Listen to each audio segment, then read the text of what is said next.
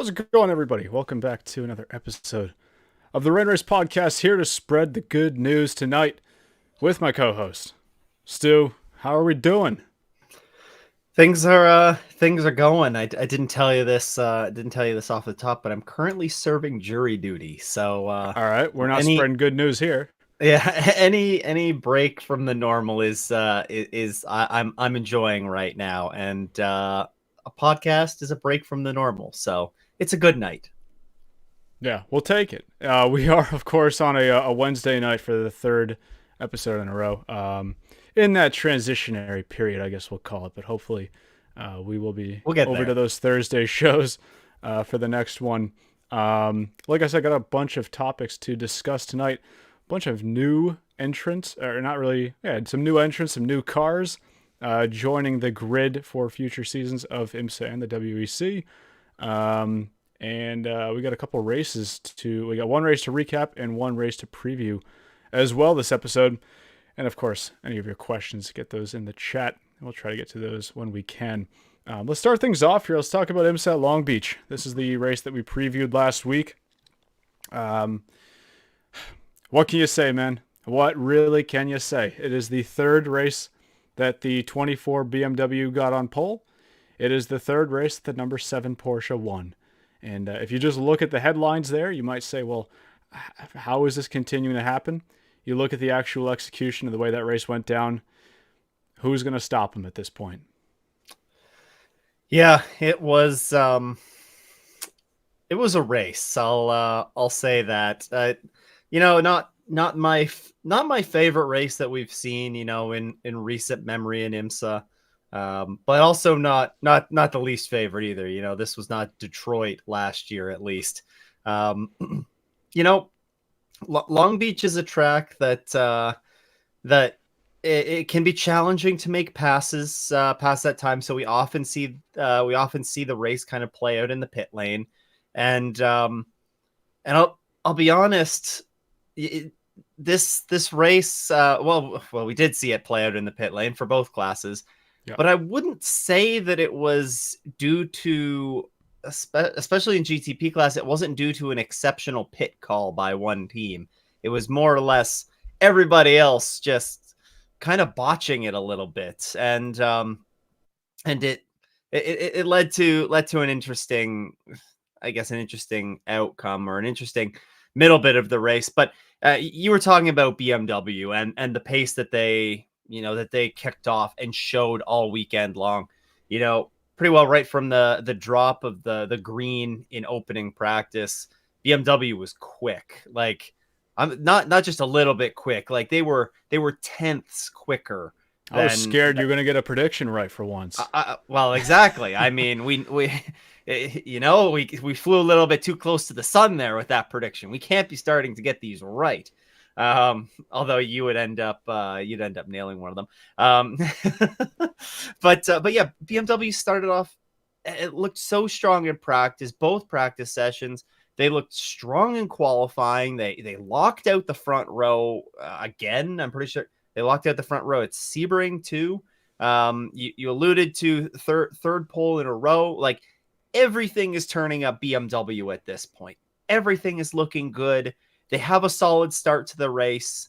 There's no big mess ups there. So, like, BMW, without a doubt, had the pace to do this in the GTP class.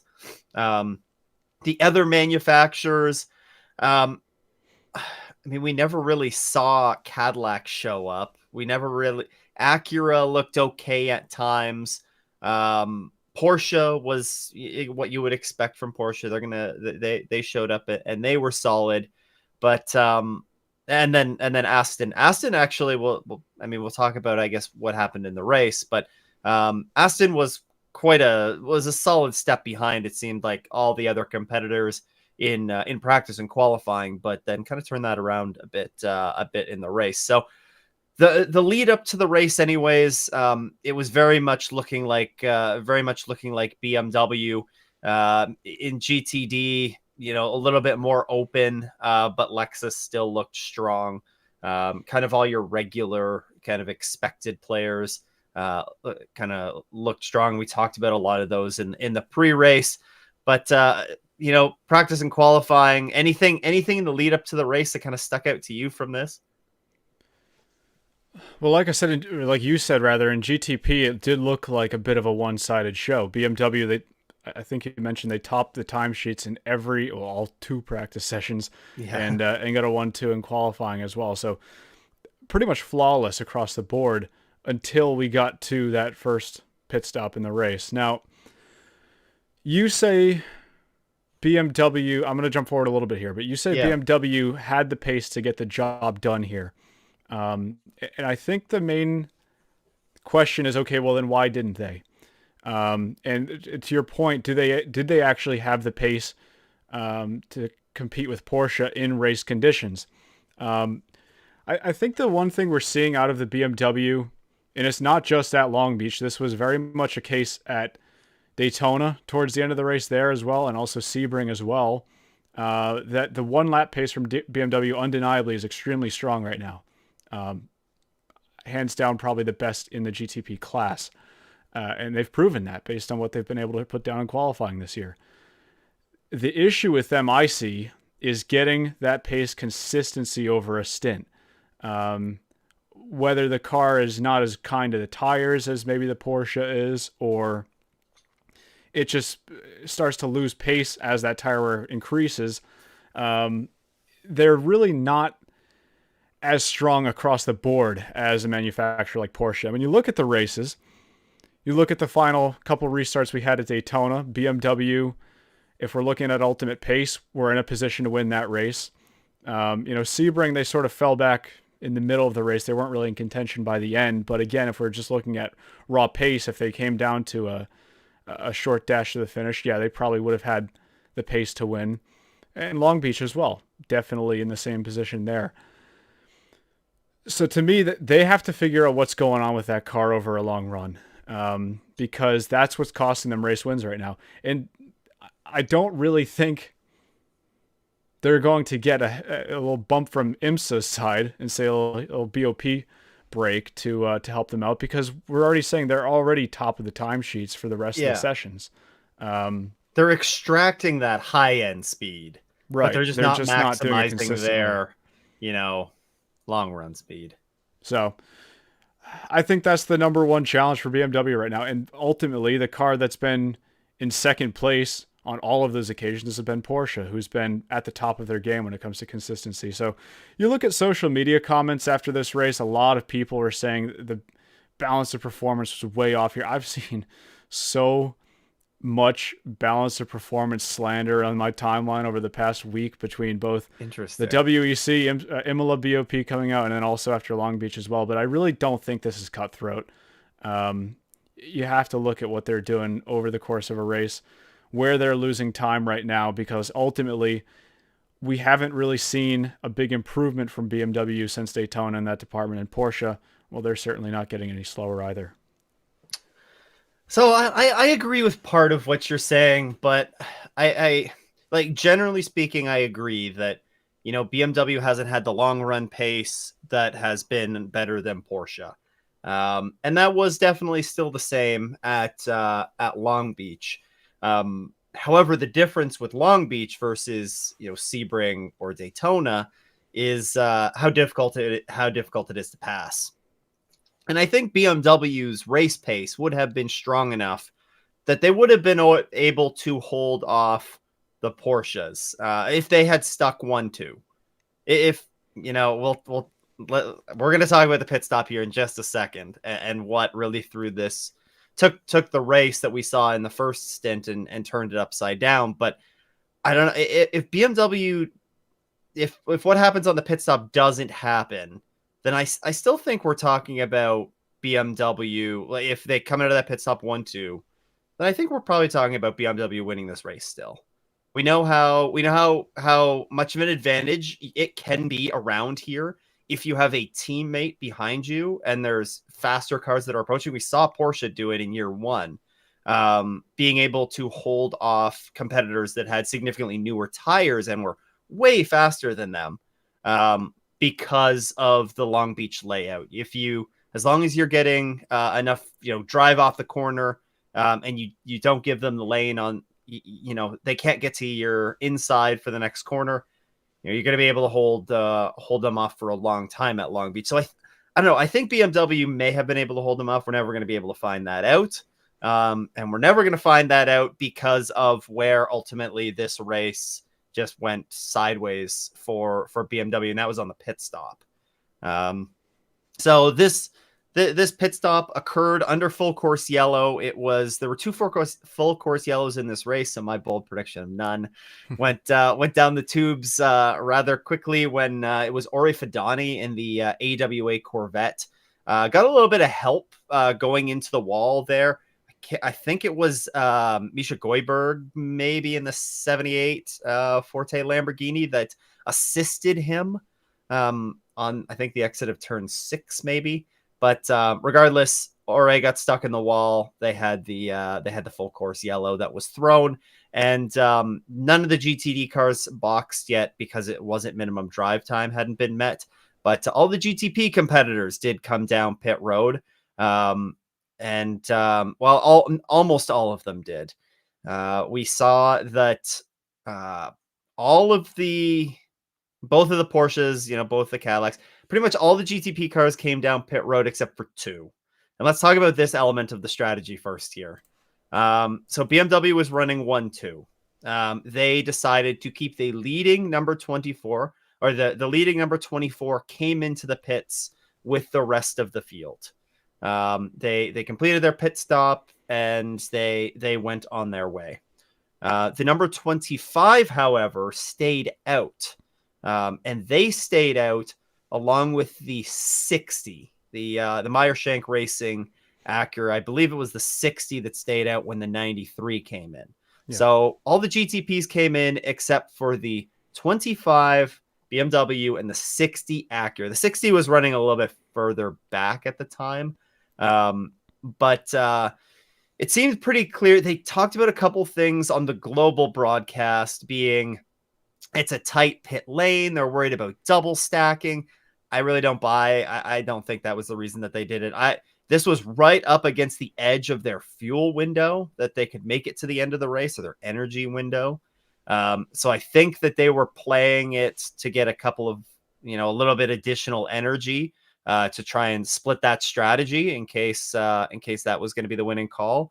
But what did you think when this initially happened? We see everybody come down pit road except for the second place running BMW and one of the Acuras. Well, I was fervently trying to pull up an article from Sports Car 365 because I believe, if I'm not mistaken, they said that was an error. To not bring the 25 car in. Well, that would be, that's even more of a blunder. That, if it was a strategy play, I could at least give them credit for trying that, because it was right on the fringe of their stint energy window, which didn't actually end up being on the fringe because we had a full course yellow later on. But if it was a complete error by BMW, then, that's just, you can't.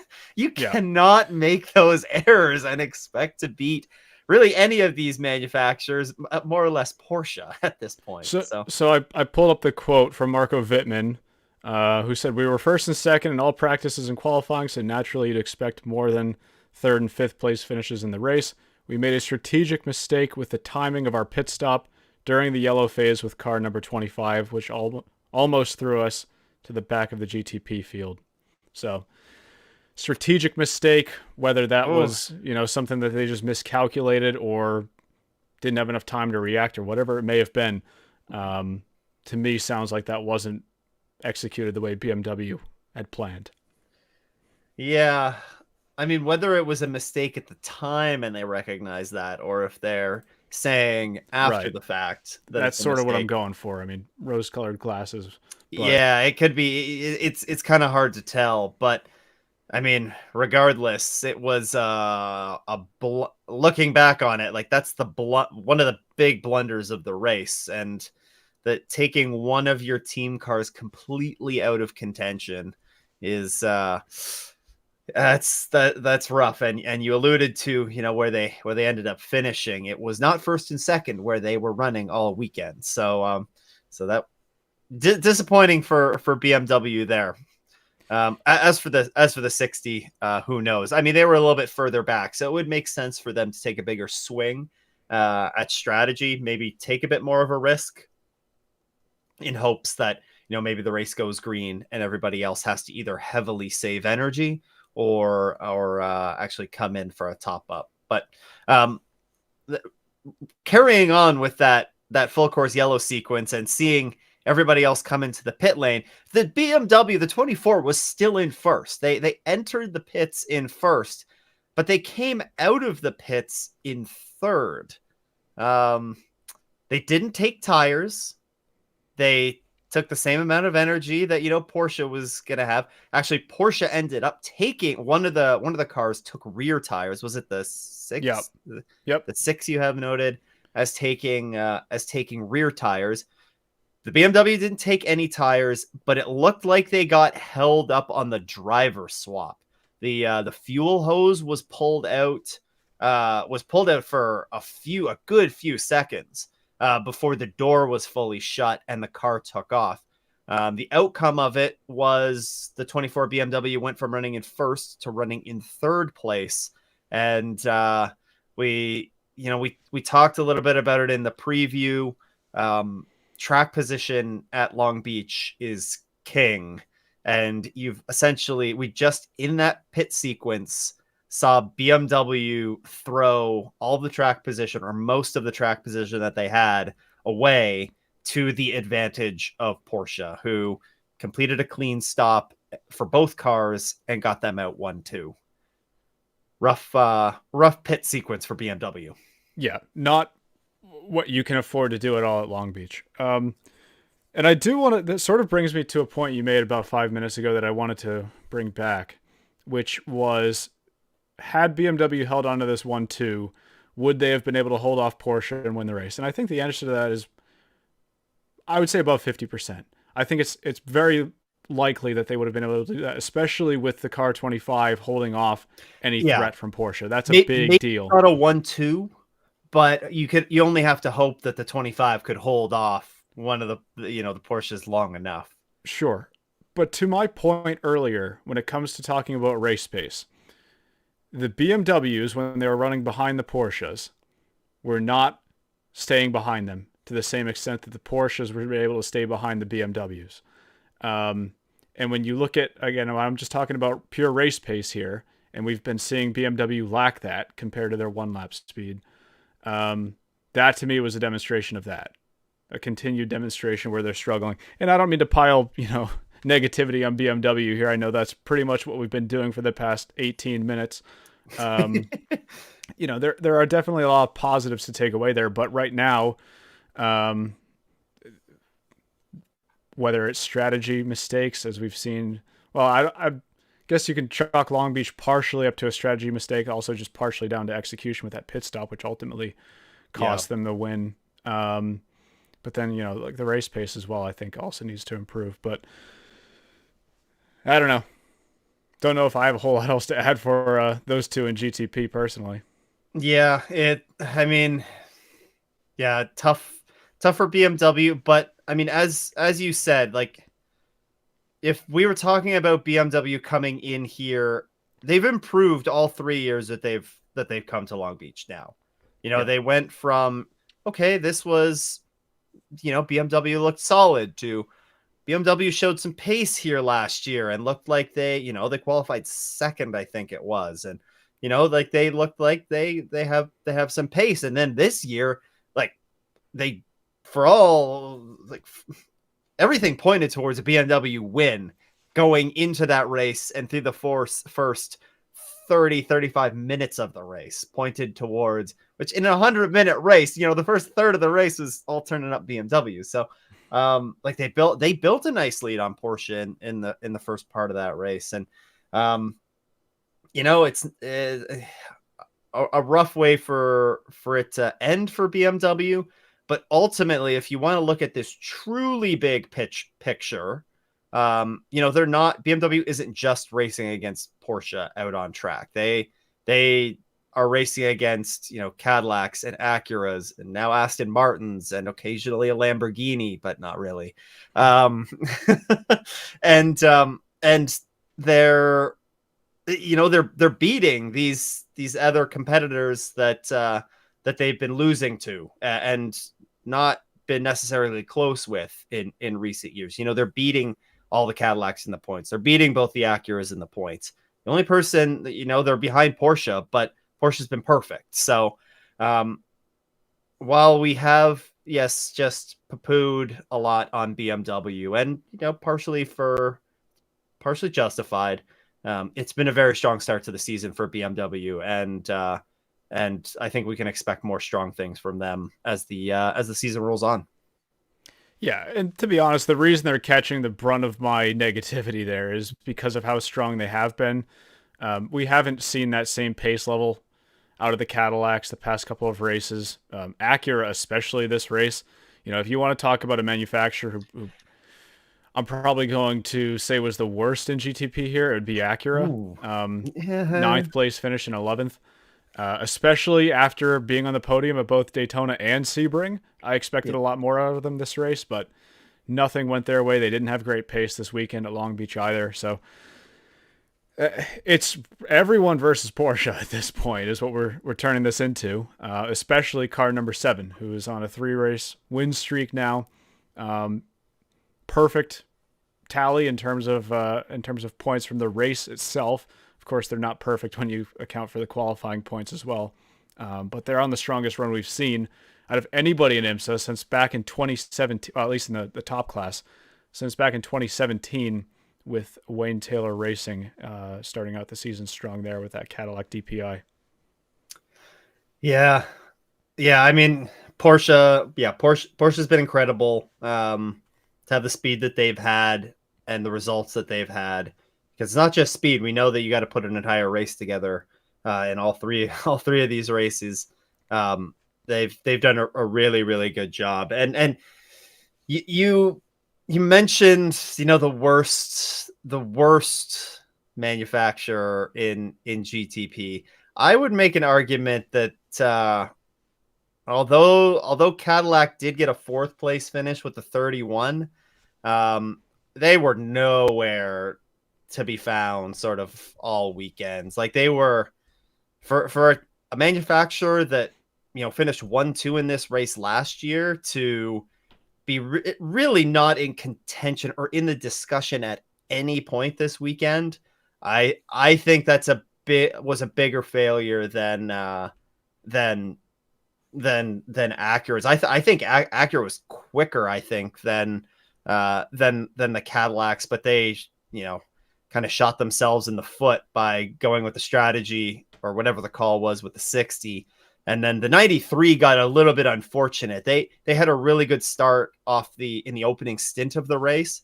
And then the number 6 Porsche got into the back of them, and it ultimately caused damage that the Acura got a meatball or the black and orange flag for. So they had to come in and fix that. They botched that too, because they should have come in during the full course yellow and just done it then, but they didn't fix it and paid the price for it, finished last in class. But I don't know. To me, when I look at the results of this and I see the performance that Cadillac put forward, that is not good. Not good for a manufacturer that showed glimpses at the Rolex and hasn't really shown much since. Was a rough weekend for them. Yeah, and especially for Wayne Taylor Racing, I'm hoping I don't. I'm hoping I don't have to eat my words and pedal back when I said I think that they would be a championship contender this year. Obviously, things have not been off to a good start for them. Yeah. Championship. You can't talk about the championship this early on, but look at one side of the picture, and then look at some of the competitors. You have one team in general that's been a league above the rest, and then you have some manufacturers who've been putting in a couple disappointing races in a row now, even if you want to consider Daytona disappointing for Wayne Taylor Racing as well, even though it wasn't necessarily their fault there. That's off to a rough start this season.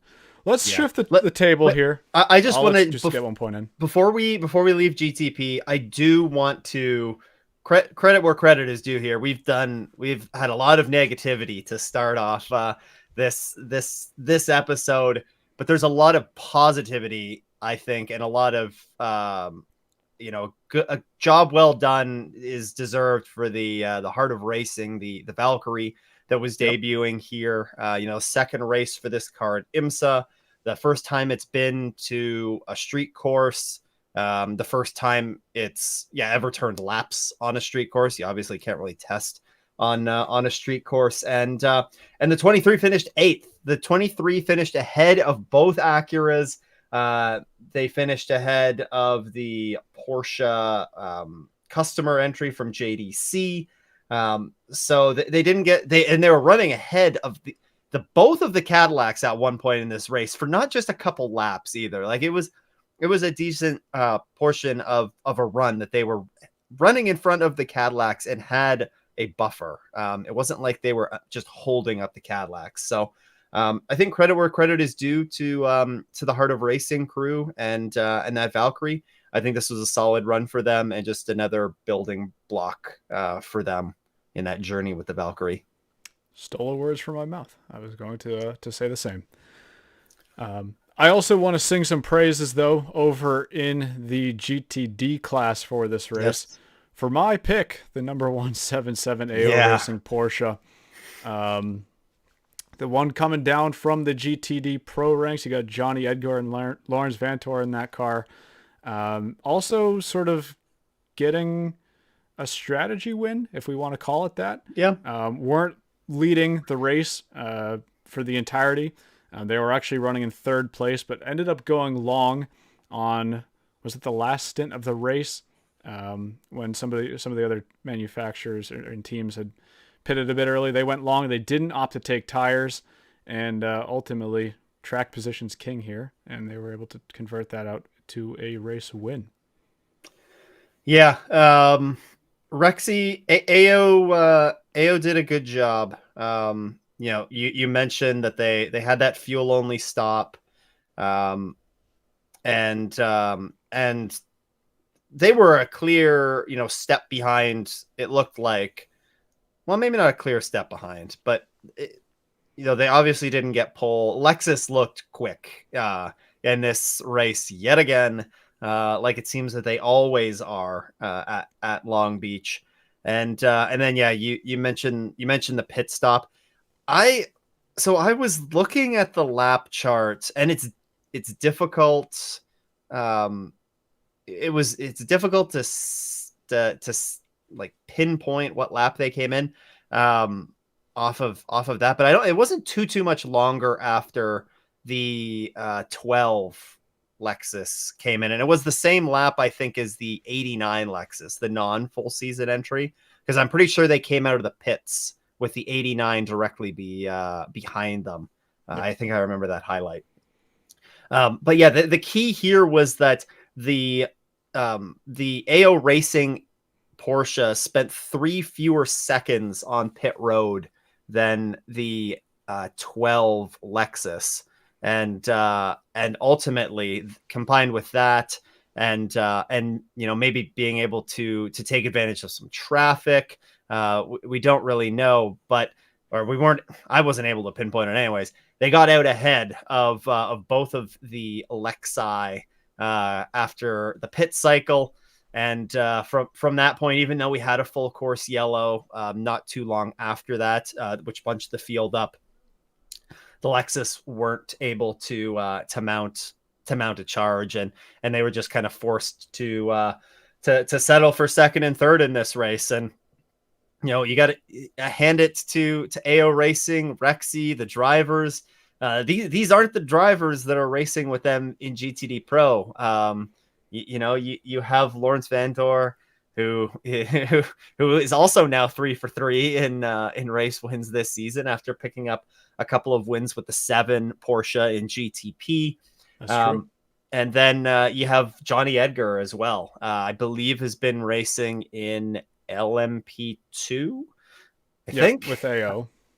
With AO, okay, so he's AO driver, but not necessarily, been racing in this car. So, yeah, good job by AO. Good job all around.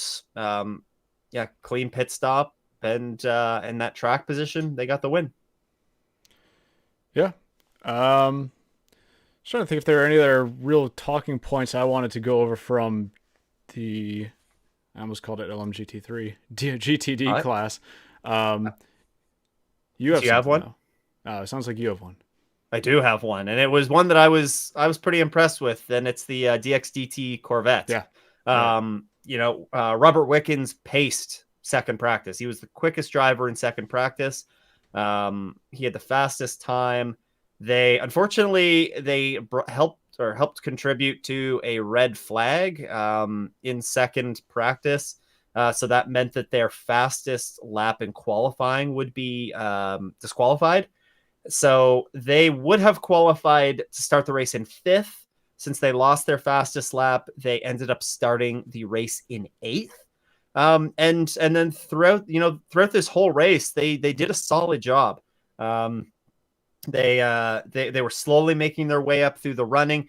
They had legitimate pace. If they had qualified a little bit further up, then you're probably talking about them running right there with Lexus and Rexy throughout this race. They definitely had pace, I believe, for a podium. They came in. Wickens, like I said, Wickens did a great job in that first stint. They put 4 tires on that car, we saw a lot of different strategies in GTD. This was one of them. Putting 4 tires on the car may have lost them a little bit of track position, but then Tommy Milner got in the car and made the most of those fresh tires. They made their way up to, I believe it was 5th, when they made some contact with the 96 Turner Motorsport BMW in the hairpin corner. Not very hard contact. Nobody at fault here. It's just kind of, the nature of racing at a street circuit where it's tight, and the rear bumper on that Corvette came loose. Ultimately, they got a black and orange flag as well, and were forced to come in to pit. That ruined their race. But DXDT showed really good pace around here. We don't know who's going to be partnered with Wickens for the remainder of the Sprint Cup races. But a really good race for both Wickens and DXDT as a whole until the damage forced them in. Yeah, I was gonna say a bit of deja vu on that bumper damage looking back to Daytona. A BMW making contact, causing. Yeah, I definitely saw some comments about that. Yeah.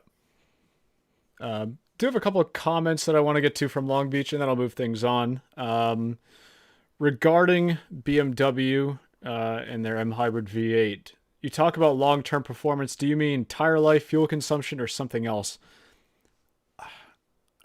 To be honest, I'm not sure where exactly they're lacking, and I'm also not sure if it's necessarily BMW lacking more than everybody else in the class, or if it's just Porsche is significantly better than everybody else in terms of maintaining consistency over a stint. But I'm trying to think back. I don't remember any time this season, and please correct me if I'm wrong, but I can't think of a time when BMW held on to the lead for any extended period of time this year. Maybe at Daytona during one of the stints.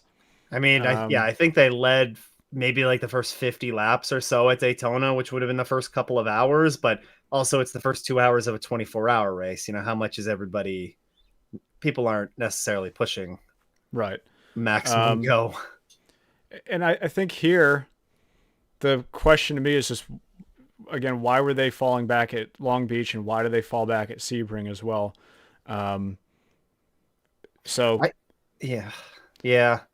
I think it's difficult to compare BMW to Porsche because, I mean, we should remember that, and I think I've heard some comments about this too. The front, the front suspension upgrades that Porsche brought at the beginning of this year, I think is helping them with the front end of that car a lot, which could mean a lot of things, but it could mean things like being able to ease the tires in a little bit more at the beginning of a stint that helps them later on in the stint. Just get in a better setup window, have more freedom of adjustments, to get the car in that ideal setup window. So we may be just seeing, the Porsche just has that car locked down right now with some of these upgrades that they've made, and they're just so much better than everybody else. I wouldn't say that's necessarily fuel saving, because if it was a fuel related, performance advantage, then that's why we have BOP, Right. to help, you should be leveling the playing field with that, to a certain extent. I mean, you can still kind of optimize, I guess, your fuel burn a little bit, but that's more on the driver at that point than I think than the car. So I don't know. I think it's difficult to compare BMW to Porsche. I'm really glad you brought up the Joker upgrades, because we're going to talk about this a little bit in one of the news pieces. You look at the Joker upgrades but really both GT3 and GTP / Hypercar nowadays, and they're not focused really on performance, because that's, we're under the blanket of BOP. Performance doesn't really matter too much when you can get, sort of old bump up. What matters is extracting that performance, especially in the World Endurance Championship with their whole philosophy around BOP. And mainly part of that being drivability. Porsche has made a couple of upgrades to their car. They've taken Joker upgrades that improve the drivability of their car. And you think over the course of a stint, that's probably going to benefit them. I don't think has BMW given us any Joker upgrades yet? Yeah, I think they did get charged with a Joker upgrade. They brought some upgrades at the beginning of the year, but it was kind of unclear what those upgrades were. I don't know if we ever got to the bottom of what they were. Right. So that's really where I'd be looking at an area and saying, okay, this is something that BMW might want to work on improving with future upgrades to that car, is improving the drivability of it, making it easier to drive. Of course, is going to in turn make it more consistent, most likely. I don't know if that's the main issue they're having. I don't know if it's tire related. I, to my knowledge, haven't seen any driver talk about what their shortcoming is right now. Yeah. So to answer your question, I don't really have a great one for you. See if there's any other questions from Long Beach. There certainly are a couple other questions that I'll get to towards the end of the episode. I think that's all we have from Long Beach, though. So if you're all set, I'll move things on to some of our news stories here. Yeah, I think we're set from Long Beach. All right. Headline story tonight. Last Thursday, of course, as it would be, we got confirmation after literal years of heavy rumors, and basically for the last 6 months it being all but confirmed, that McLaren will be racing in the hypercar category in the World Endurance Championship starting in 2027. As I said, this is something that we knew was coming. I thought it was going to be coming closer towards Le Mans, to be honest with you, but woke up and had a welcome surprise on social media with the announcement of that program, a confirmation of that program, rather. We really don't have a whole lot of details. Zach Brown, in typical Zach Brown fashion, gave us a 2-word press release that simply said, "We're back." We got no confirmation as to who the chassis supplier will be for this car. It is an LMDh-based car, although all things right now are pointing at Dallara. A lot of people already pointing out how similar their little teaser image looked to the Cadillac. Whether that's the design they end up actually going forward with or not, to be determined. Also in their teaser clip, they had a quick soundbite of a car revving. I want to say a car revving, because I don't know if it's the car revving. Was sounded to be a V10, certainly, most likely from the McLaren Solus GT, which is a 5.2 liter Judd V10. Now, listen, I'm all for V10s in sports car racing. I'd go out and say the Audi / Lamborghini V10 is one of my favorite engines in the modern era of sports car racing. And damn that it's going away from the Lamborghini with their new GT3 car next year. And of course, Audi, they're on their own path out as well. I would love to see a V10 in a prototype. I've been praying for that for years. I don't think this is likely going to happen with this car. Although, again, would love to eat my words on that one. But if it did happen, just a little trivia point here, that wouldn't be the first time that a Judd V10 had powered a prototype race car at Le Mans. In fact, the front row of the 2006 24 Hours of Le Mans was locked out by the Pescarolo C60s, which were powered by a very similar Judd V10 as well. So a bit of a callback to the past. If you want to see what that engine could sound like in a prototype at Le Mans, go watch 2006. As I said, we're scheduled for a WEC debut in 2027. IMSA debut potentially also on the cards, but we're looking more at 2028, 2029 for that if it happens. And this brings our current list of confirmed and current OEMs across LMDh and LMH up to 13. We've got 9 LMDh brands and 7 LMH brands. And you know what? Why don't we just list them all out, just so we can bask in the glory of it, if we can. We've got Acura, Alpine, Aston Martin, BMW, Cadillac, Ferrari, Ford, Genesis, Lamborghini, McLaren, Peugeot, Porsche, and Toyota.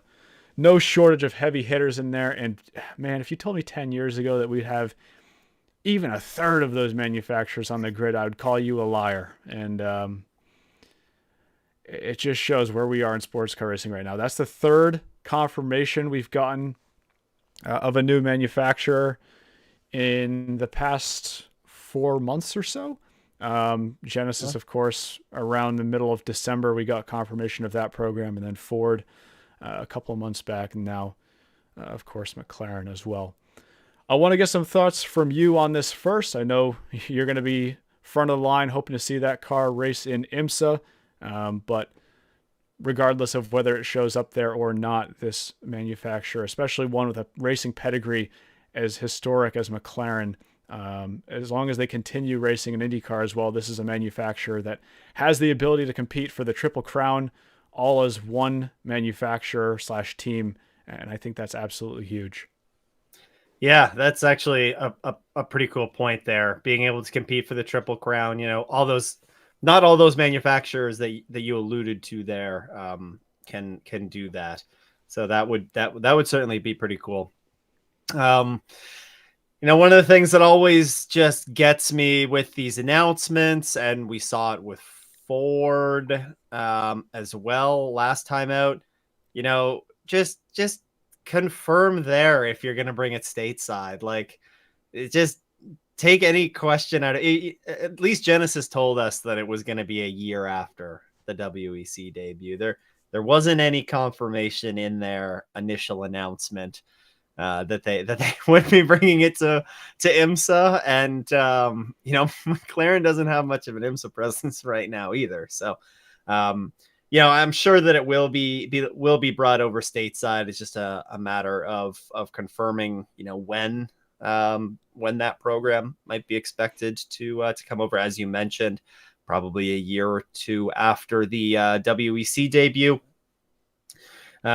And I mean, this is ultimately going to be probably close to eight years after they initially started, kicking the tires on, building an LMH. Is that reasonable to say? Probably early 20. I think they've been in discussion since like 2020 or 2019, maybe. It's been a long time coming for this McLaren to be formally confirmed. So that is, what we finally have one less manufacturer that we can question on whether they're coming. But McLaren obviously has a ton of history in sports car racing. They have history at Le Mans as well. So to see them back on the grid is going to make a lot of people very happy. It just kind of feels right, McLaren and Zach Brown in particular. He's had that presence in sports car racing now for a while. So it kind of felt like, more of a not a matter of if, it was just a matter of when, and it looks like that when has finally been finalized, I guess you could say. So every time we get a new manufacturer on the grid, I think, it has a lot of people smiling, especially, as you said, where we're coming from, 5 years ago. So good to see McLaren on the grid. Really hope that that they bring that stateside, and hopefully bring it stateside for a full season campaign. That would be ideal. Give us more Aston Martin like campaigns here. Yeah, I will vouch for that as well, of course. Another interesting thing for this announcement to me, although it was a very limited announcement, is that the We're press back. release. I love that the press release for this, and some of the social media campaign work as well, did not come. So McLaren, first of all, sort of has two different branches, we'll call them, where you have McLaren Racing, which is really associated with the F1 program. And then you have McLaren Automotive, responsible for, of course, the road-going cars. And then also they generally get grouped in with the GT3 racing that's going on around the world. The press releases and social media material for this car largely, if not fully, came out through the McLaren Racing branch, including the McLaren F1 pages. Like if you go to McLaren.com and you go to their actual F1 subsection of the site, that is where you'll find the press release for this car. And I think that, to me, out of the very few clues we got, was a very interesting thing. I don't know if I'm reading too far into that, maybe. But to me, if this is branded as a full McLaren Racing effort, we don't have any indication of, you'd assume, let's be honest, that this is probably going to be something run, if nothing else, in association with United Autosport, with that tie-in with Zach Brown. But if this is branded as a fully McLaren Racing effort and it has that big tie-in to the F1 program, I think that would be even bigger, because of course, then you're talking about a greater crossover with a team that is astronomical in size when it comes to how many people are fans of that program. So that would be a big thing for me if that actually ends up happening. But just something else I wanted to extract out of the few details they gave us. I'm going to be not a pessimist here, okay? Because I think people might look at this point and be like, shut up, Chris. Why are you even talking about this? But I mentioned we're at 13 current or confirmed OEMs right now. Plus those 3 privateer entries that are collecting dust. Right. Do you think, where we are right now, that this is the peak of the current prototype rule set? To your point, we're running out of manufacturers. The list of manufacturers who are rumored is getting smaller and smaller. Are we at a point now where this is it? We've got 13 OEMs either committed to racing in the future or already currently racing. Is this what we look at in the future and say, yep, that's where it topped out? I think we get one more. I think we have one more to go before it's peak. So who's left? I mean, Mercedes? So that seems to have some legs to it, right? On the Mercedes note, the recent news coming out of people who have a lot more insight on this than I do is that program, that rumored program, has sort of died out. Of course, you can't take that at face value. I understand. So maybe that's something that we hear a little bit more about in the future. But we've heard about McLaren coming and going for years. Same with Aston Martin. I think McLaren was a lot more clear for the past couple of years now that they would be jumping on at some point in the future, as was Genesis for a while as well. I can only think of Mercedes really as a manufacturer who we don't have, who's been rumored at least in some capacity. I think we're getting damn close to the summit though. And I, again, don't say that to be a pessimist. I think what we're looking at right now is leaps and bounds beyond what I would have expected even a year and a half ago when we started up this podcast again. To me, the indicator of a great sports car racing grid when we started this rule set was when we have a full F1 grid of cars racing at Le Mans, we've done it. We got a fantastic class here. Now we're basically at a point already, 2025, with 18 cars in the hypercar class, where we have very close to a full F1 grid of hypercars racing full time.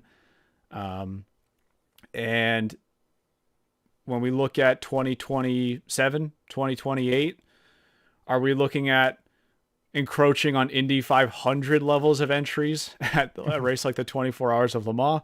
I don't think we're going to get quite that far. I don't think we're going to have 33, but we're already bounds beyond what I would have expected, as I said. So to me, this is where I look at and say, all right, you know what? If this is as far as this train goes, I'm perfectly happy with that. And that's where I leave it for now. And if 13 or if 14 is the ultimately the peak, if we lose a few over the next, few years as we get closer to regulations, like there's the chances are that there's going to be, a few of these that drop off.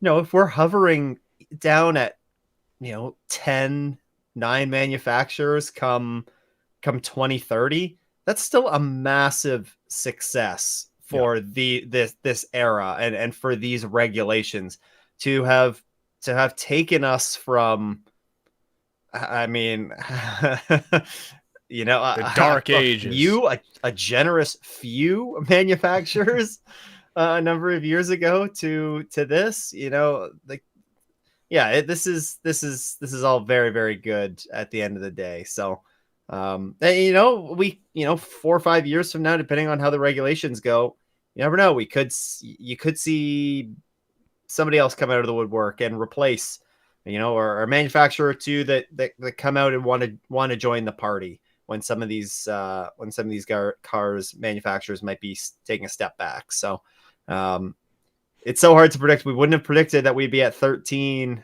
now. So, man, I feel like when you mentioned that, back when this podcast started back up, if we would have never thought that we would be at 13.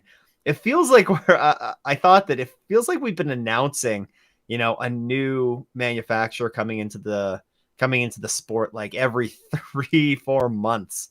It's definitely part of the regular cycle, it feels like. That's what I mean. Just look at this podcast alone. If you go back to December, we've only had less than 10 episodes since then. Yeah. So within the last 10 episodes, we've announced 3 new manufacturers. Yep. To me, that's not so bad. That's a pretty good indicator. Yeah. Yeah. I had another point I wanted to bring up there, and I've lost it. So I don't know. Any other manufacturer's good?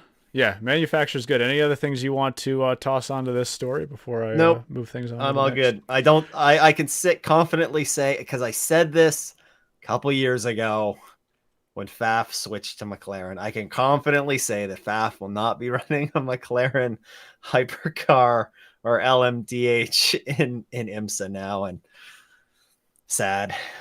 Oh, I know what I was going to say now. So you were saying, who knows if the regulations change? Maybe we get a couple new faces in there as well. I wasn't even thinking of our regulations. I was thinking over in F1 land and thinking, you know what, Audi, listen, if F1 is upsetting you with their discussion of wanting to bring V10s back and that's making you upset, the grass is always greener and the doors are always open. I know you got that car that was 2 weeks away from testing that you could dust off, which here's a little fun fact for you. That car got turned into a Porsche 963 show car, which you probably didn't know about.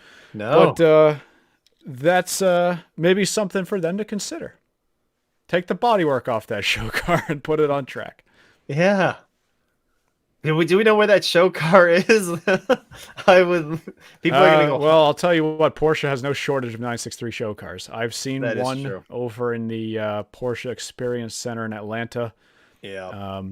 Which, by the way, if you go there if you're in town for Petit Le Mans, go check out the Experience Center if you can, because they got some fun stuff in there on the racing side as well. And it's right at the airport as well. It's like perfect location. Yeah, I'll move things on to the next story here, though. We're still going to be talking about Porsche here, and we're going to be talking about new-ish cars. We're talking about an Evo upgrade for the 911 GT3R. And I saw a post from you on social media a couple days ago that sort of echoed exactly what I was thinking, which is already? We seriously already have a Joker, or not a Joker, an Evo upgrade for this car that just debuted. But then I got thinking, yeah, that car debuted in 2023. By the time next year rolls around, that's 3 seasons of on-track activity. And nowadays, that kind of tracks with what we've been seeing for the iteration of GT3 cars before they get some upgrades in the form of an Evo package. Yeah, very, very quick for Porsche to turn around the Evo upgrade. But as you alluded to, this is, pretty well right in line with what BMW has just done with the M4. Of course, that Evo upgrade kit came this year. I can't think of another one off the top of my head. I think Lamborghini must have been a similar Evo cycle, going from the Evo to the Evo 2. Maybe it was an extra year, but it definitely wasn't that much longer, I don't think. When was the Aston Evo was last year, right? Oh, yeah, the Aston was the beginning of last year. The Aston's a difficult one though, because that's like it's technically an Evo, but there's a ton of different pieces on that car. But I guess, yeah, technically it's an Evo. But when did the Vantage get introduced? That's what I was trying to think of. I think it was a longer cycle for Aston Martin before that Evo came out. Maybe somebody in the chat knows. But what about 18 or 19? Because that's when the new GTE car came out in 2018. Okay. So yeah, it would probably be 2018, 2019. So all a little bit years longer. Are blended together for me at this point. Yeah. But yeah, this essentially follows in, the path that we've seen many of the other manufacturers doing with their development cycles. It's a competitive world there in GT3 land. Everybody's it wasn't that long ago we got the new Ferrari, we got the new Aston now, we're got the new BMW, we're getting this new Porsche. So the development cycles are definitely very quick. And I think, you have some notes on what this car is aiming to do. And it's pretty in line with, I think, what we've seen from other manufacturers, right? Yeah. That's what we were talking about earlier. It's all about drivability, and especially a big point for GT3 cars, because let's not forget, these are cars that are designed to be friendly for customers. That is the entire purpose of the GT3 formula. And who is a large part of customer teams? You look at gentlemen drivers. So that was a big talking point. I actually was discussing this with some of the teams and manufacturers at Sebring over in the IMSA paddock, and talking about the importance of those Evo upgrades on I guess there'd be the GTD cars over in IMSA, but GT3 cars at the end of the day. And the big focus for them really is, like I said, getting those Evo upgrades and drivability improvements for gentlemen drivers in the car. So what we're looking at specifically for this, a couple modifications to some of the aerodynamics to reduce pitch sensitivity, improving front-end behavior under braking and acceleration. A couple software updates for the car as well, and a revised steering or refined steering system, if I'm going to quote them directly. Those are the only details we had gotten so far, but again, pretty much in line with what we would expect from an Evo package car. This is not a complete overhaul, as we had seen back in 2023. This car will be debuting this weekend, actually. Talking about dropping a story and putting it on track while it's fresh. In the Creventic 12 Hours of Spa, be entered by Herberth Motorsport, driven by Lauren Heinrich. Hey, we know that guy. Ralph Bond and Alfred Renauer. And as I noted a couple times, the car's first season in its current iteration, pre-Evo form, was only back in 2023. But of course, as I said, by the time next year rolls around, that's 3 full seasons, which Porsche, it seems like more than anybody else, is upgrading those 911 GT3 cars faster than anybody else. I think if you look at iRacing alone, they have like already 3 iterations of that car on iRacing. So there you go. That's another 1295 to iRacing or whatever. No, this is the same car, so maybe iRacing will give that one to you for I don't free. think that card has slid in the past. Actually, you raise a really good point here. When you're talking about the number of cars that Porsche has sort of in that, out in the world at this point. This is going to be a lot of cars that need this Evo upgrade. Yeah. There's a significant amount of ramp up that they'll need to produce all the components for all of these cars, and then the teams getting them fitted. So yeah, that's definitely something to consider. We don't seem to have quite the supply chain issues that were a big talking point when some changes were looking to be made to the 963 a couple of years ago. But it's definitely going to be, something to monitor. How easily are Porsche able to get all these Evo upgrades out to all of their customers all around the world. Yeah, great point there as well, and one I didn't even think of. But yeah, sort of why you'd want to do an Evo upgrade in the first place rather than rolling out an entirely new car. Yep. These are upgrades that they can take those cars in-house and put those new upgrades on, especially the software-related ones. That's a big push as well, and those are relatively easy to get out to those cars. True. I guess let's keep the one more quick news cycle, which I think you were getting to. Yeah. You're stealing my segues, Stu. Yeah, sorry, I'm just stealing segues here. We'll just quickly touch on the Genesis today in New York. Genesis unveiled on a full scale model their the livery for the car that will be competing starting in the WEC next season. That entire model car is going to be on display at the New York International Auto Show this week. So if you're in the New York area and you're looking for something to do, you can head on down to the auto show and check out what will soon be our newest LMDh car. But yeah, pretty striking livery. Is definitely unique. Very bright orange, bright orange, bright reds. It has some iconic, you talk about the LMDh regulations require there to be a significant resemblance to the road going car.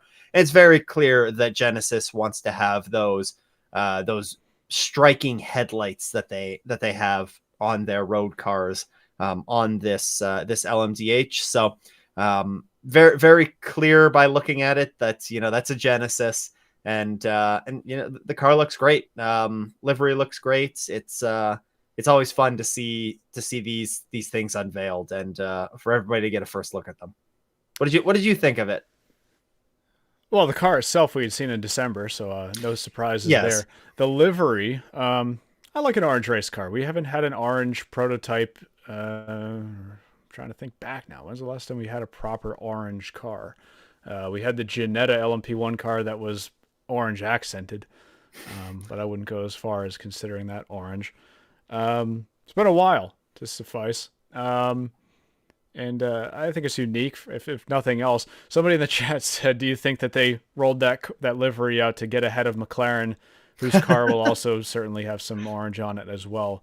And I don't think so. I think Genesis was pretty clear in the name for the team itself. Genesis Magma Racing, what they were going to be going for here was sort of that blend of orange and red on their livery. So I think it's unique. It's certainly bright, and excited to see it on track in the World Endurance Championship first off, and then we'll see what capacity that program takes up in IMSA as well. Yeah. Also, I guess we'll just piggyback on this because it was announced, pretty much at the same general event. We're going to see Robert Wickens take on the Nurburgring 24 as well. That's right. more good news keeps coming for Wickens.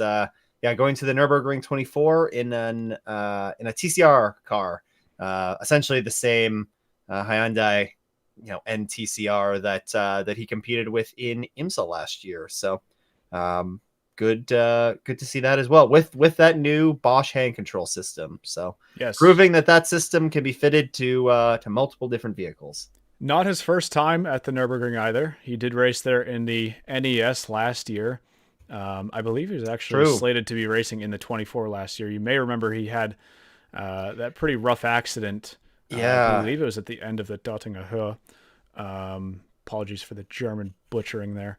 But that sidelined him from being able to run in the race. So great to see him on track at the Nürburgring 24 this year. It is one of the staple endurance races. Really old school race. I really love that race myself, and it's one that I'm actually happy to be going to this year for the first time as well. Week after Le Mans, if we want to be crazy. Friend of the show, Andrew Kissinger, will be there as well. Let's go, Andrew. If you're here in the chat right now, he's in Germany right now. So he is in Germany right now. That's right. So have to message him later about that. I want to jump back to the Genesis story, the LMDh car, really quickly here, because fellow content crony and a friend of if nothing else, David Land is on the ground over in New York right now, covering that entire event with Genesis. And he made a point in his most recent video talking to John Doonan about some of the hurdles that Hyundai/Genesis ran into with the design of that car. And really one of the big things with the LMDh regulations being the cars have to be designed unique. And they have to, they can't really be the same cookie cutter prototype shape one car to the next. They have to have some styling elements on there that relate to the road car. And you mentioned that we have some of those elements in there. The headlights are usually what most manufacturers go for. There are definitely a lot of styling cues on that car from the Acura and notably 499P as well, if you look at the rear of the car. But just interesting that IMSA had some concerns with the originality aspect of that car at first as well. Yeah, I don't have much to add. Well, that's great, because that means we can move things on to our last piece for this episode. We're on track for our normal time, so I'm pounding this into the ground, man. I'm trying to get these shows a little bit slower, but you know what? Maybe we are a little bit shorter, rather. But we've had a pretty heavy news week in the past week now, so I'll give it a bit of an exception. We'll try to breeze through this Imola preview here because, of course, we'll have another episode next week to give a whole recap of it, and our predictions are pretty worthless anyway. So, true. Just giving a brief recap or preview, rather, of what we can expect on track this Sunday, Easter Sunday, the 6 Hours of Imola. That's the second time this event will be run. Of course, last year being the debut of this event in the World Endurance Championship. Had run previously in the Intercontinental Le Mans Cup as a 1,000 kilometer race. Couple of things that I wanted to note for this race, and only a couple of things really.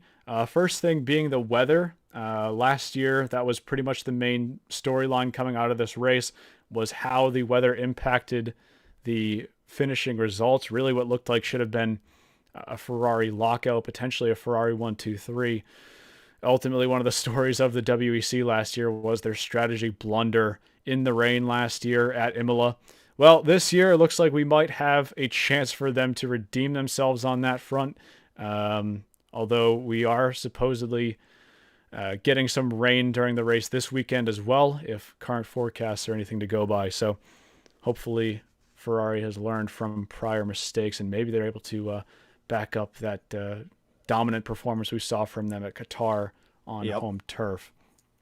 Also wanted to highlight sort of the nature of this track. It is a tight track, many turns, and with it means there's not a whole lot of passing opportunities, certainly less than you'll see at a track like Le Mans, certainly, but also Spa, which is the race after this one. I would expect passing to be at a premium this race, not quite as much as we saw at Long Beach with IMSA, but nonetheless, we did have some great battles here last year as well, particularly in the LMGT3 class. Great battles towards the end of the race between Team WRT and Manti Racing.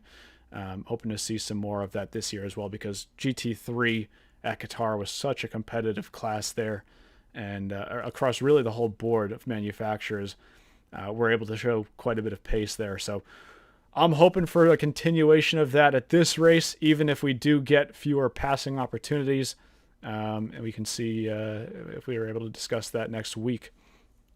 I don't know. Do you have any talking points for Imola before we throw it over to some predictions here? Not really, not really much for Imola. Just that, this is one of the true sort of one of the only, old school type circuits that we get to visit on the calendar for the WEC. And by old school, I mean, we're coming from Qatar, which has, runoff areas for days. There's entire parking lots on the exits of corners where, Imola has, more of the sort of natural barriers that I think a lot of us would associate with, old school type circuits that we see a fair bit of on the IMSA calendar.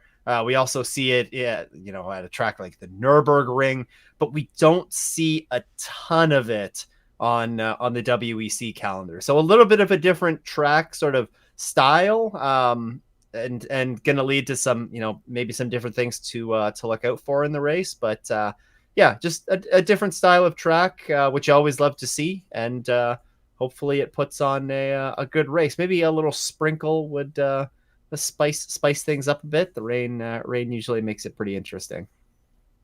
Yeah, definitely. I can echo that point myself. All right, you know what? We got to bring it home here with some predictions, and then we'll get to some of the other questions that were asked earlier in the show, and that'll be enough to call it an episode. I let you know before the show that I was going to let you take liberty on giving the class picks first here, because I keep stealing yours, and I want to eliminate all possibility of that. So starting things off here with the Hypercar class, which Ferrari are you going to pick? I'm picking the 51 Ferrari. Picking the 51 Ferrari. I like how you just knew Ferrari was coming. You mentioned that they were dominant out at Qatar, obviously. Very, very strong run there. But last year, you kind of alluded to what happened. Didn't get the podium. They finished behind Toyota and Porsche. That is something that they are definitely going to be looking to change this year. We didn't talk about the BOP that got released for this track, but I was doing a little bit of comparison between last year, where the cars were, and this year. Ferrari has some slight adjustments, largely unchanged compared to last year. And I guess Toyota hasn't changed a ton either. Porsche's a lot heavier than they were last year. They're 20 kilograms heavier, which is that's a hefty chunk of weight to put on 1 year to the next for these cars. I suppose it's also a hefty amount of weight for a human to put on 1 year to the next. But 20 kilograms heavier than last year. Yeah, the 51 Ferrari, give me them to take home the win at home. Okay. I guess that makes it easier for me then, doesn't it? I guess so. Does it? No. All right. So here's the question. To me, it's the easy pick is going to be Ferrari. I think they had a lot to show here last year.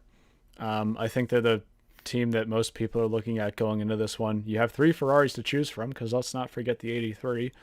I'm also quietly looking at Cadillac Hertz Team Jota again. I think they were my pick for Qatar as well. I thought about them as well. So, maybe throwing the 12 in there as a bit of a dark horse, admittedly, but might be a fun one to throw out there. I think I'm going to go safe on this one. I think it's going to be another win, because of course they're the car that ultimately came out first at Qatar for the 50 Ferrari. So I'm gonna keep it simple here. Gonna go with the opposite of what you picked. But of course, it would be also great to see the 83 on there. 83 is the car that finished second at Qatar. Let's not forget. So Yeah. no reason they won't be in the running here as well. Of course, they're running the exact same car, and it's the same team that's running that factory program. But I'm going to say, Cadillac, look at them as a dark horse as well, even though they're not going to be my ultimate pick. Let's not forget how strong Cadillac was at Qatar. Whether or not you want to argue they had the ultimate race-winning pace or not, they were leading, and they were in a 1-2 position when they crashed into each other. So this is going to be a race for them to... It's going to be a race for them to try to seek some revenge on the rest of the grid. And I'll be looking at them as a team as well, who can probably do some strong results here. Yeah, all right. I agree with that. Cadillac could be one to watch. How about the very elusive LMGT3 class? Very competitive last race. Expecting more of the same here. Who do you got here? Yeah, I'm going to go with the team that won this race last year. They got a 1-2 here last year, and that's BMW and WRT. To be specific, I'm going to go with the 31. BMW was strong here last year. I was looking at the results. I believe that they got on the podium as well at Qatar, so they've gotten off to a solid start to the year. BMW didn't win Qatar. No, TF. Yes. But I think they were on the podium. Regardless, yes. So good start for them. They were strong here last year. I don't see a reason why BMW won't be strong here again. So give me that M4 GT3 Evo 31 to take the win. Don't forget it. I almost said the M hybrid. It's like, nope, wrong car. A little OP in that class. This is why I let you go first this week. You stole my pick. You've finally done it. Perfect. I'm gonna say then, because I'm not gonna pick the same manufacturer as you in both classes. That would be a little cheap. I'm gonna go. We've done a good job of in the past not picking the same manufacturer. I think we've gone a bit out of our way to accommodate that. So I appreciate you taking the Ferrari as well. I think that just goes to show that Ferrari is due to stink it up truly this weekend if both of us had picked them. Yeah, well, if any trends are to go by, especially when it comes to WEC picks, because I've been doing okay at IMSA this year, but WEC has been horrendous, and yeah. I'd expect a triple retirement if anything I've said today is to become true. Not start the race, maybe? Yeah. I'm going to go with give me the 95 United McLaren. United's off to a strong start this year. They were a little bit slow getting up to speed last year. Yeah. But I know we said in our WEC preview episode before Qatar that they were going to be one of those manufacturers to look out for this year. Sister car finished second previous race out at Qatar. Just got a good feeling on him here. I think this is going to be a race where maybe that 95 car can come out on top. I like that. I like that a lot. For all the reasons that you mentioned, it's that could be a bit of an under the radar pick. Yeah, dark horse pick again. a dark horse pick that is not Ford. Yeah. As for a bonus pick, because we make an effort to do those as well, just to get an extra dart on the board. I didn't give any consideration to this one, and yet I guess I'll make myself go first here. By the way, I was looking at our predictions from Long Beach last year, and I don't know if you noticed this, but you and I had the exact same bonus picks from last year, but we swapped them. Really? So this year I said there was going to be no track blocker in the hairpin, and you said there were going to be no full course yellows. That's exactly what we said last year. Wow. It's just we switch them around. That's impressive. So make an effort to not do that again. I thought that was a little bit interesting, though. Looking at a hypercar brand that's going to stand out here as well. I mean, I already sort of mentioned Jota as a bonus, being strong here. Maybe a win for them. But this is where I'll go a little bit more bold, I'd say. I think this is going to be a strong race. Let's go bold. Let's do it. This is going to be a strong race for the 9X8. All right, they're going to get a top 5. It'll be the first top 5 with that new Evo spec 9X8. Sorry, that's not true. They got on the podium at Bahrain last year. First top 5 of the season, though, for that car, where they finished 8th and 11th at Qatar, if I'm not mistaken. So I'm going to go with them for this race, finishing in the top 5. And if it doesn't hit, that's okay. I like it. They're due for one, and hopefully that this is the start of an upswing for them. I am going with I was going to say it's not performance based, but I guess you could also argue that it's probably performance based. We are not going to see a Ford catch on fire this weekend in Imola. I mean, that might be a bold prediction. That was an FIA mandated part, right? Oh yeah, I know. I know. To no fault of their own. Yep. Poor Ford. Right. Well, if that's where you're locking in, we'll take it. Listen, give me. I need a little bit of low hanging fruit here. I don't know if I got a single WEC prediction right last year. Like maybe not even. Well, no, that wasn't. It wasn't the year that Corvette was dominant. Was that last year? No, it was Corvette. A couple years ago, wasn't it? Oh yeah, when they won last everything. Race of the GTEM. Yeah. Yeah. You're right. Yeah. That was the last time I've had low hanging fruit. I'm gonna go with that for the bold. No Ford Mustang is gonna catch on fire, and that may not be that could turn out to be a very bold prediction. We have seen Fords catch fire 3 or 4 times between Qatar and whatever the Bahrain was the last race of last year. So yeah. Why you got to do them like that, man? No dark horse. That's just disrespectful. No, it's not. It's not disrespectful. I understand that. Like, it's not Ford's. It's not their fault that this has happened. But hey, I'm encouraging them to not catch on fire. Hey, put the faith. All right. I'm Team Ford this weekend. All right. I'm going to wrap the show up with some questions here. Before we get off the rails, and then we'll be close to an hour and a half, and that'll be the most Rain Race podcast episode of all time.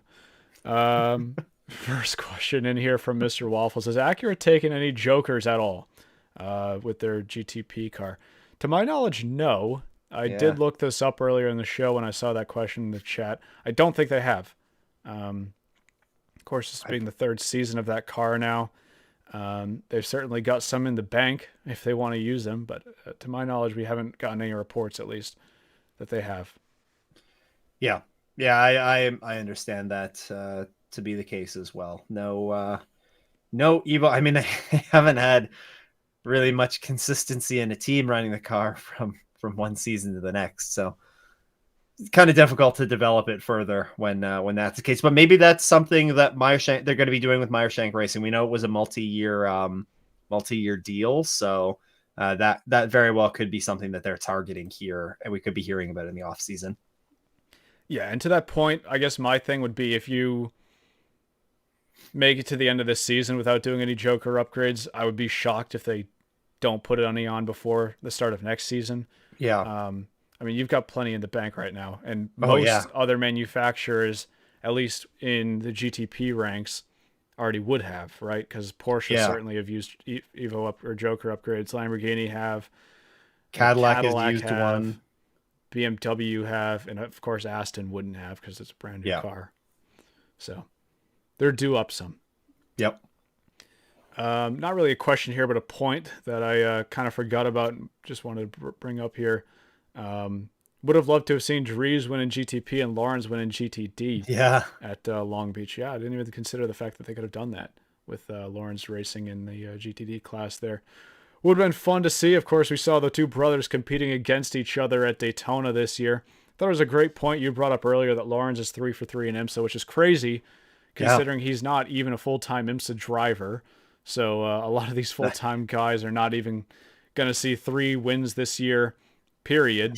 And Lawrence is 3 for 3 despite not even racing full-time.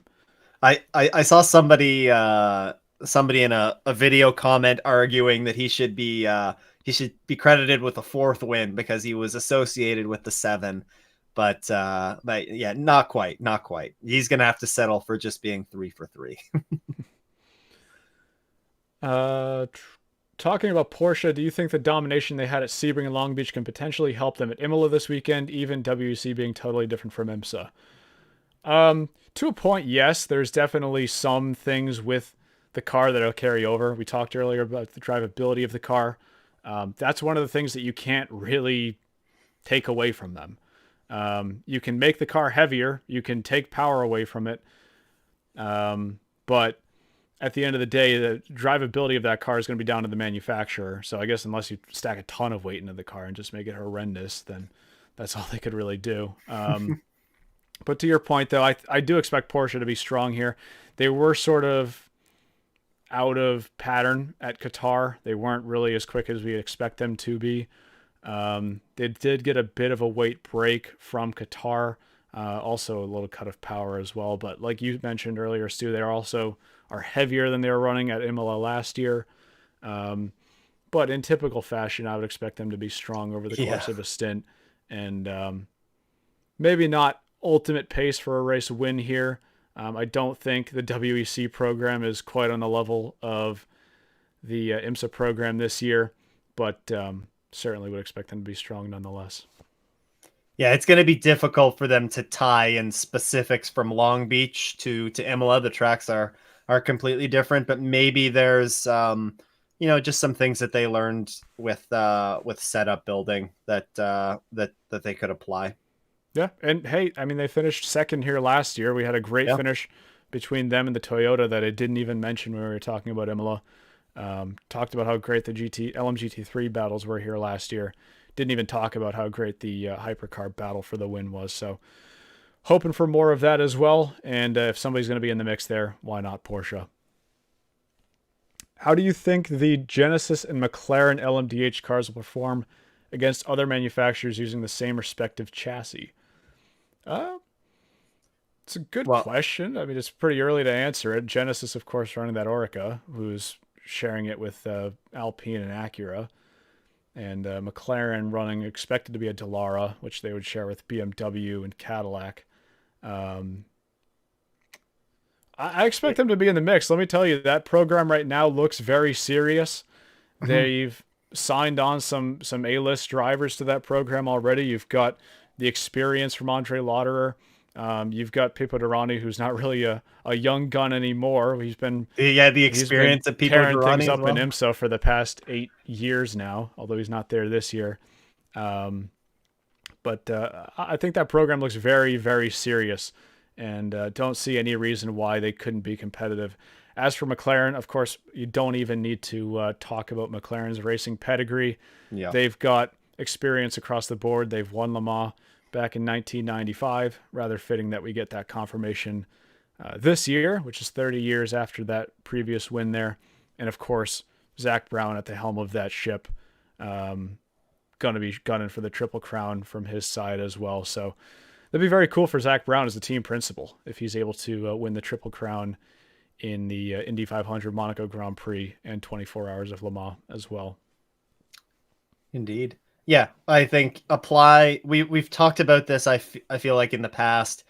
You got to apply the sort of logic of first year is just going to be all learning. Second year is kind of going to be applying that learning to the car and trying to extract that speed.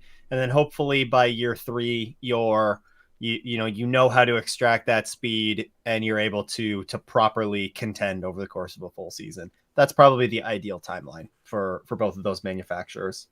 Yeah, good point there on managed expectations. Maybe not going to be ultimately competitive from day one, but as time goes on, Yeah. certainly. And this, of course, also accounts for hopefully all of those manufacturers are still on the grid at that time. True. By the time we get around to 27, 28, but we'll see.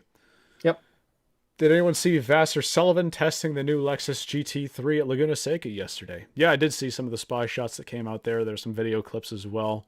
That car expected on track next year in IMSA and I guess the WEC as well.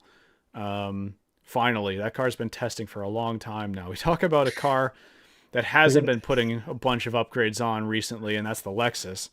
It's gone mostly unchanged since its debut back in 2017. So Toyota have spent their long, precious time working on that new car to come out next year.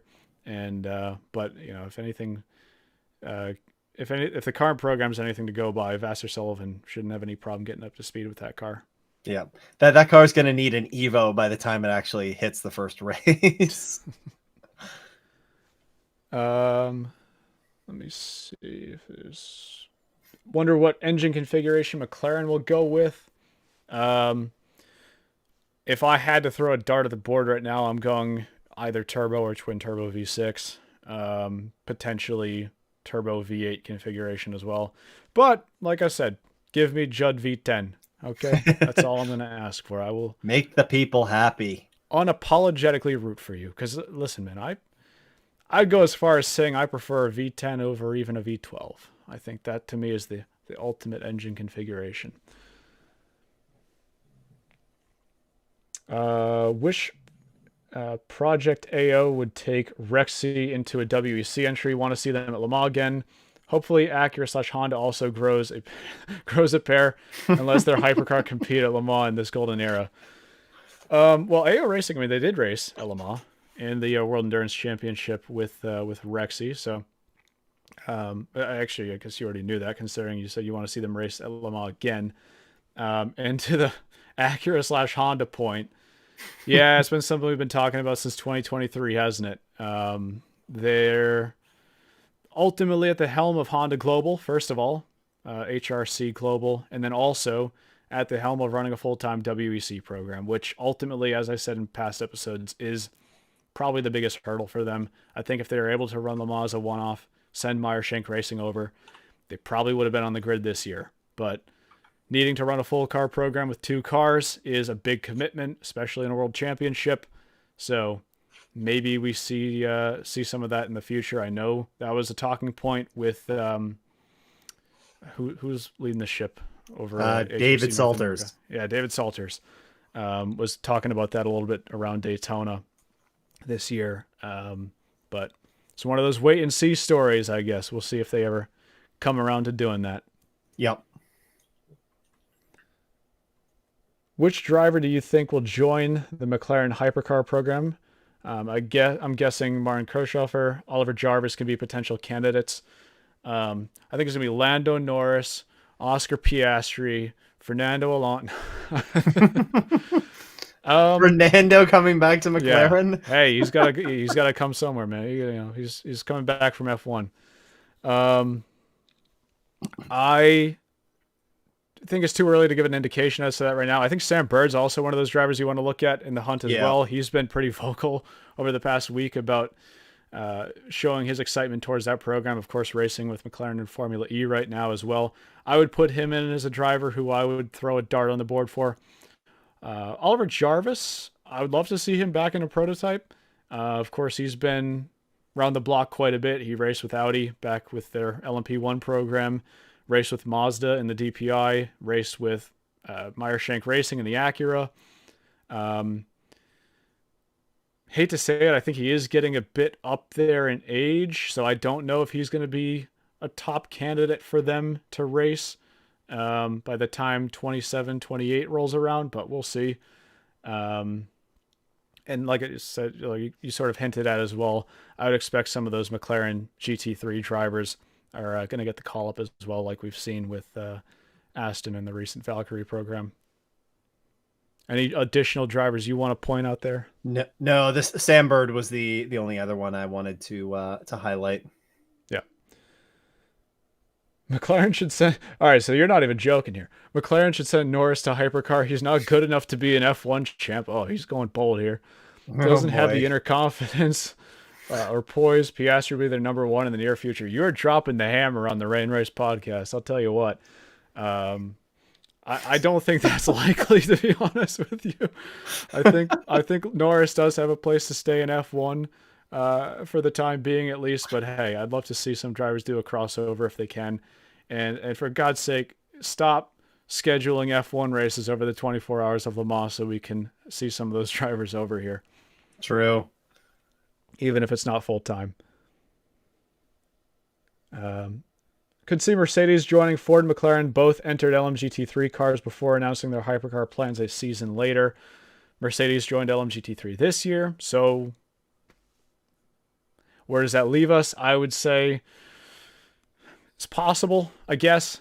And I'll leave it at that. They have a good backer behind them right now in Iron Lynx. If Iron Lynx were interested in green lighting another hypercar program, they already attempted it once with Lamborghini. That didn't end up going so hot for them. They certainly have the pedigree behind them in sports car racing to run a program like that, but ultimately going to come down to whether Mercedes is interested in that or not, which the most recent indications we've got from them say no, but things do change. Would be good to see Nissan or Mazda bring another Japanese entrant to hypercar. Bugatti is my dream choice, though. Yeah, well, Bugatti is also under the VW branch, so I'm not expecting a lot for them to come over and join the prototype racing ranks. Although it would be cool with the connection they have to France to try to win on home turf there at Le Mans. Of course, they have history at Le Mans as well. To be honest with you, to keep it pretty brutal, I don't see any of those three in the pipeline. Nissan has been pretty direct with their global motorsports programs recently, focusing on Formula E and not a whole lot else. They essentially axed customer racing for the Nissan GTR GT3 programs and the Z GT4 programs as well, at least some of the North American programs. And Mazda, I think Mazda would be a more logical choice coming from the DPI ranks where they had a huge presence there. But I think ultimately, this was actually something I was thinking about earlier today, funny enough, is how much of an influence John Doonan had on that Mazda program. Yeah. And with his exit to go be president of IMSA, I don't see that same drive from Mazda anymore. Yep. I think we're getting towards a point where if another manufacturer is going to commit, it would have to be soon. Because we're getting to a point where we don't have confirmation that the regs are going to go past 2029 yet. I would expect there to be an extension announced at some point in the next year at the latest. But we're getting towards a point where I think manufacturers are going to be looking at the next rule set, whatever that may be, and whenever that may end up coming. So I think if we haven't really seen them in the rumor mill quite a lot yet, they're pretty unlikely. Yep. Someone said he wants to see Lauren Heinrich in the Porsche 963 and hope he'll get that chance.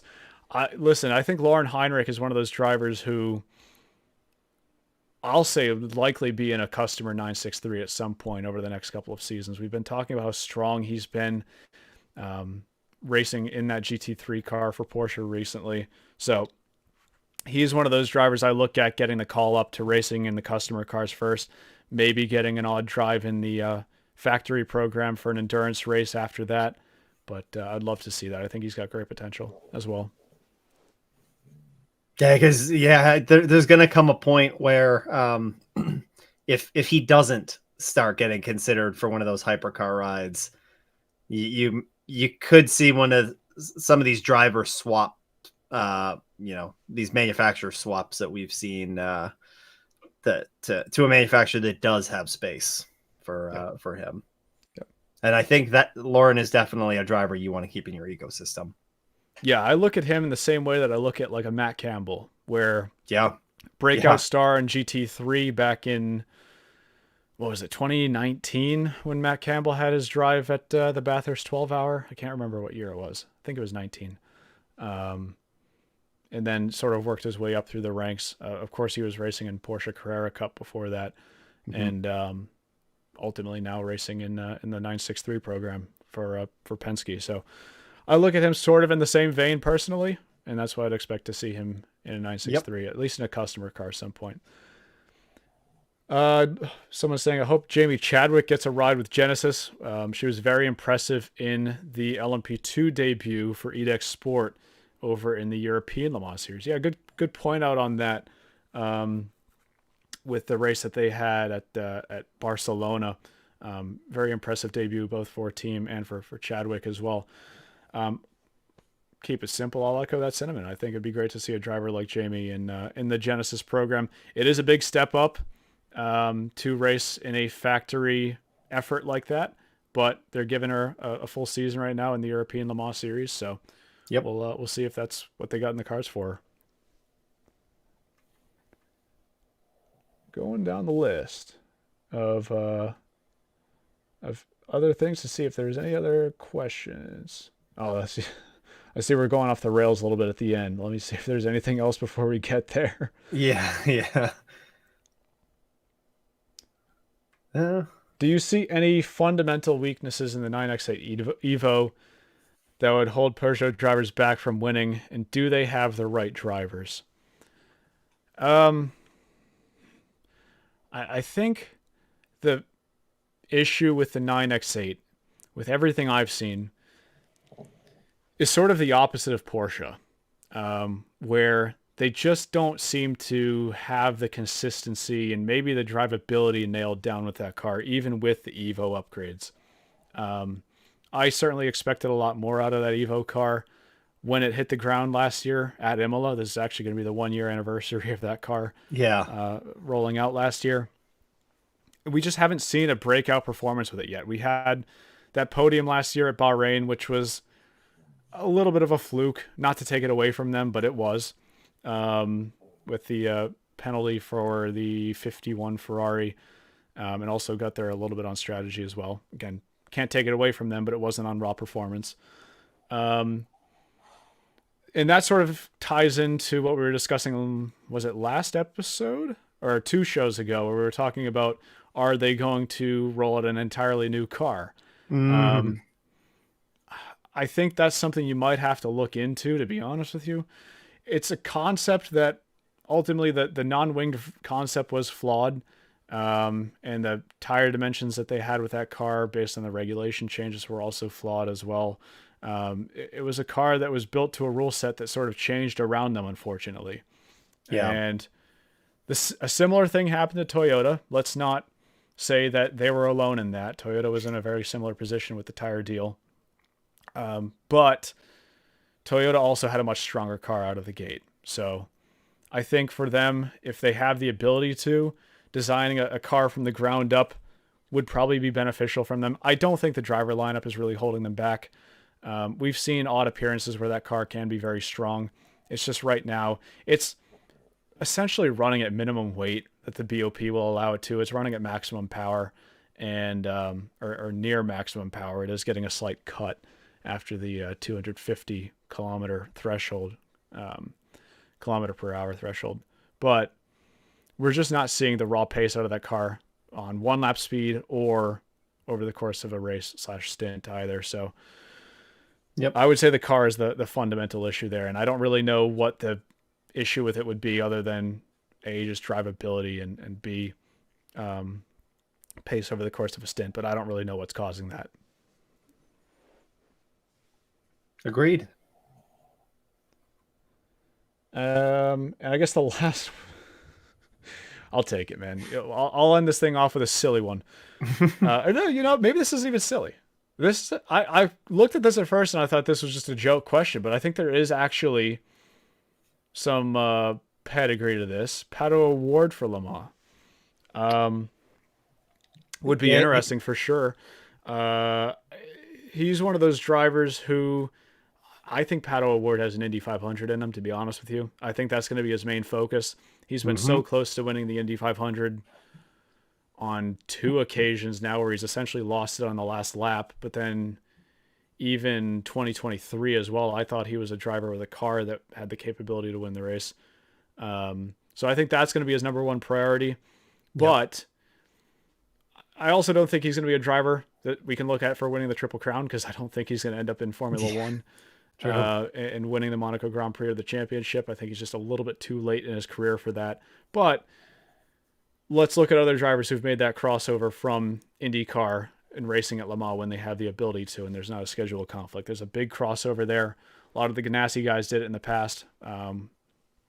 And even winning 2 legs of the Triple Crown, if he indeed does get Indy completed first, would be a monumental achievement for a guy like him. So as a one-off, I certainly think that that's a possibility. We'll just have to wait and see, I suppose. I do think his main focus is going to remain in IndyCar, though. I don't really see him racing WEC full-time, at least not right now. Maybe much further down the road, if that program is still around, then we can start talking about that. Yeah. All right, I think I'm going to leave it. Oh, here we got one more question. At the buzzer beater from Chris Longoria. Are Campbell and Jaminet competing full-time in the WEC and IMSA? To answer the question quickly, yes, both of them are racing full-time. Matt Campbell over in the World Endurance... actually, both of them over full-time in the World Endurance Championship this year, with Jaminet in car 5 and Campbell in car 6. And also making odd appearances in the Michelin Endurance Cup races, some of the Michelin Endurance Cup races as well. I think that's enough to call it a show. What do you think? I think it is. We've actually gone over our usual time. Yeah, we've gone over. We always do. We'll be back, hopefully, next Thursday. I don't know. It's up to you to confirm this at this point. Yes, we will be back. We will be back next Thursday. Jury duty aside, we're going to push that off to the side and maybe I shouldn't say that I'll be for sure. We'll see how the week goes. We'll be here though at some point next week to talk about the 6 Hours of Imola and maybe another manufacturer confirmation at this rate. We'll see. Who knows? Although I wouldn't hold out hope for that one. Who knows what we'll wake up to tomorrow morning? Probably something at this rate. Tell you what, Stu, we're getting very close to June. I keep looking at my calendar, and we're only 6 weeks away. Yep. And to me, that's the most exciting time of the year. So very much looking forward to that. Going to have plenty of shows before then and some interesting stuff coming while I'm over in France and Germany as well. So stick around and get subscribed to the YouTube channel or the podcast over on a podcasting platform if you don't want to miss those shows. And we hope to catch you all there as well when we get to those episodes. So for tonight, I want to say thank you to everybody who tuned in on YouTube or on a podcasting platform. We will be back next week, and we hope to see you all there. Take care.